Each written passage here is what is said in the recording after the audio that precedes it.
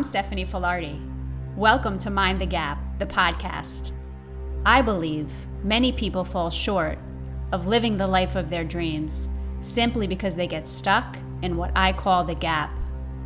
The vision behind this podcast is to help you understand how to navigate the gap and in the process, awaken to the life that is waiting for you. It starts now. Let's go.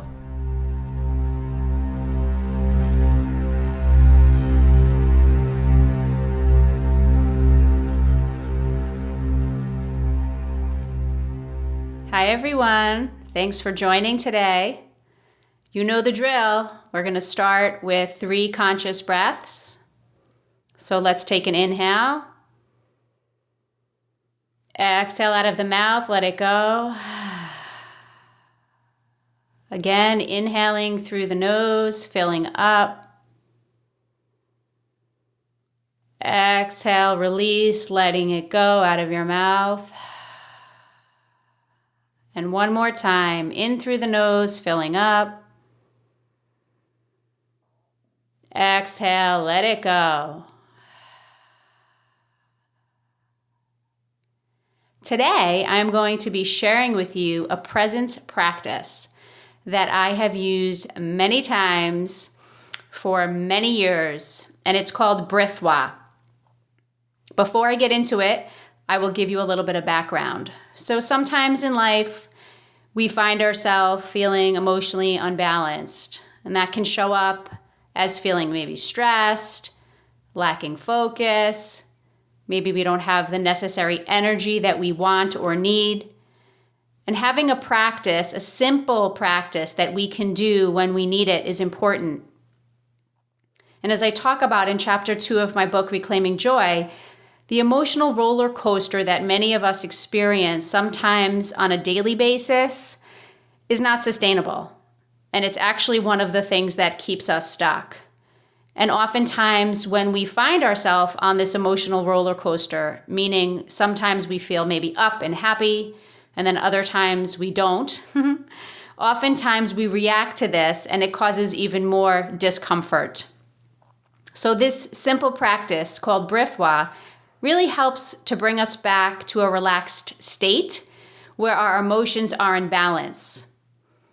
And when we are in this place of emotional balance or equanimity, we're able to ride the emotional wave without drowning in it or losing ourselves in it for too long. In equanimity, we find our way back to peace and clarity, and maybe we're even able to laugh and have a lightness of heart. And once we're clear, then we're able to get back into action, right? We're able to take those action steps that keep us on the path of peace as we move towards our goals. So we'll have an experience of this practice. So if you're in a place where you can be in silence for a little while, about 5 minutes. If you're not in that space, feel free to listen to this. So maybe you're driving or you're doing something, that's okay. You can still listen and feel the experience of it. And then at some point later, you can come back to it and do the practice and listen again.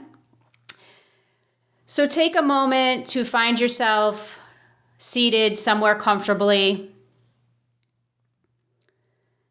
And if you're comfortable, you can allow the eyes to close. So this is a 5-part process. And the first step is simply breathing. So what happens as a wave of emotion comes over us, the first thing is to breathe. So let's use an example. Maybe there's something currently in your life that's triggering you emotionally, something that's maybe causing you dis-ease or discomfort. Could be something that recently happened. So see if you can just call to mind that now so we can be in this practice together. So call to mind something that really has maybe taken a hold of you emotionally. And as you bring it into your mind, you might even start to feel some energy in your body moving. You might feel tension. So just notice that actually the mind doesn't know the difference between something real and something imagined, which is a whole other podcast. But for now, just allow this experience to kind of wash over you. So feeling the emotion of whatever that situation or that thing is that you're dealing with, could be a person. And then the first step as that happens, as the wave of emotion comes over you, begin to engage your breath. begin to slow it down.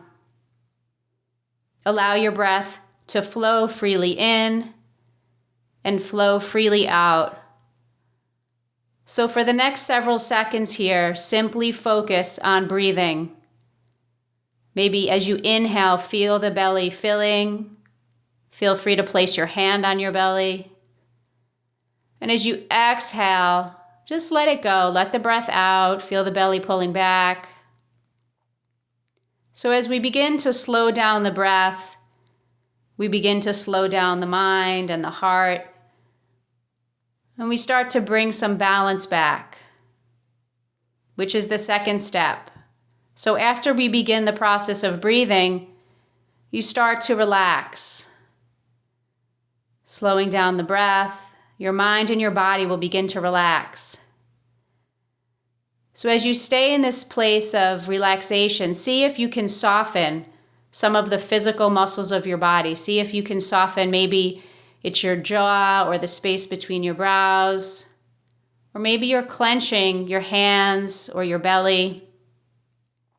So as the breath continues to flow in and out, allow your body to begin to relax, letting go of physical and mental tension.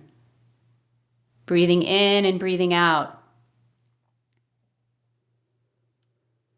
And the next part is feeling.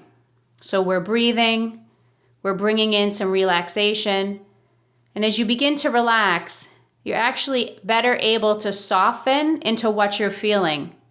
So there's less of a resistance. It's more of the feeling of being open to the sensations and the emotions that are moving through you in this moment.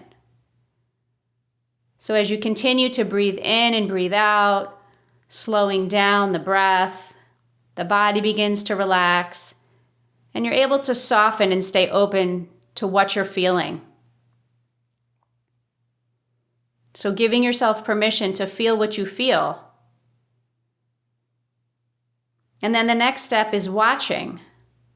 So while you're feeling what you're feeling, you also watch your experience closely. It's almost like you're being the witness. Some of you have maybe heard that term before, witness, watching the thoughts, watching the emotions, becoming the observer. So while you're feeling these sensations and emotions, you begin to watch your experience closely, neither grasping what is pleasant nor pushing away what is painful. You're simply being in that place of witness. And then naturally, as you do that, as you watch, you allow the process to unfold. You allow the process to unfold. You accept yourself and you accept your experiences exactly as they are, dropping the need to change anything. So you're breathing in and out. You're relaxing your body as the breath slows down, softening the muscles, releasing tension. As the relaxation happens, you're able to soften into what you're feeling, staying open to what is there. And as you allow yourself to feel, you can also begin to watch your experience, neither grasping or pushing away. And as that process unfolds naturally, as you watch, you allow, you accept, you experience exactly what's in this moment occurring, dropping the need to change anything.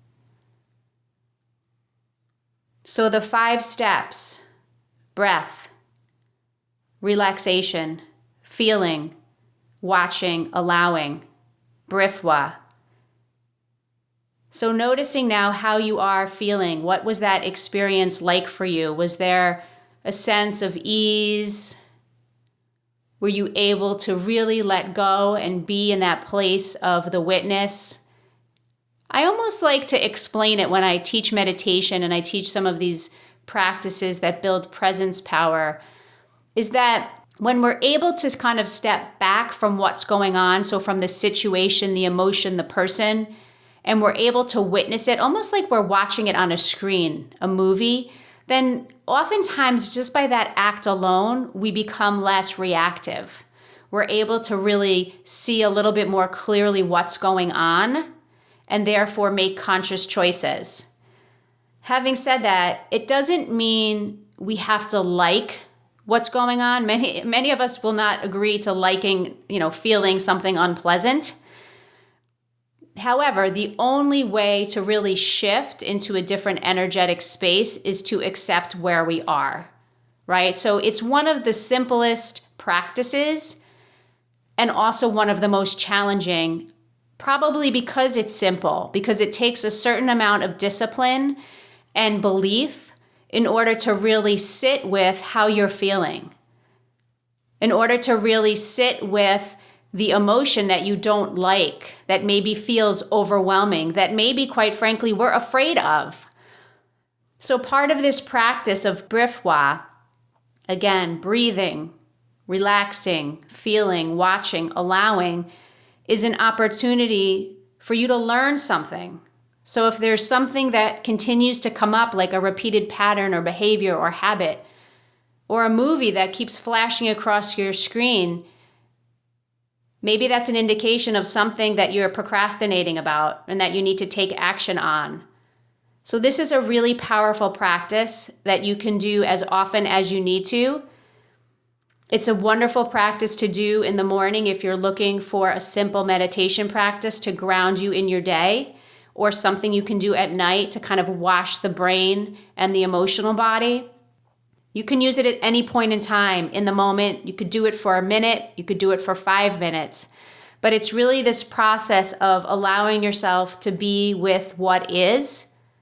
Because when you allow yourself to be with what is, you free up the energy of resistance. And that freed up energy gives you the ability to get clarity. And when you take action and when you make choices from the place of clarity, then usually those choices are more aligned, and they're choices that I call generative because they set in motion things that are positive, things that are important to you, things that connect to your values. And they're choices that we make from a place of being responsive to life as opposed to reactive. Because the energy that we use when we make choices from that reactive place, usually in the short term, even if they feel good, in the long run, usually they don't serve us. So I encourage you to use this practice of Brihwa, share it with people you love, maybe do it with somebody that you love at the end of the day or at the start of the day. Something I love to do before I run meetings, I like to do this practice with people. And I might not say the words exactly because sometimes people get a little, weary. But just coming together and pausing and slowing down the breath and relaxing the body and checking in with how you feel, watching yourself, maybe have fun with it. Maybe see how sometimes how we get wrapped up in so much fear and worry about things that never happen, right? So really allowing yourself to be who you are, which is, as Joseph Campbell says, the privilege of a lifetime. So I support you. As always, enjoy it, have fun with it, use it, because if I teach it and it's not used, it doesn't work, right? And let me know how it goes. You can email me questions, comments. It's Stephanie@BronxvilleWellness.com. That's STEPHANIE @Bronxville Wellness, BRONXVILLE Wellness.com. Let's go.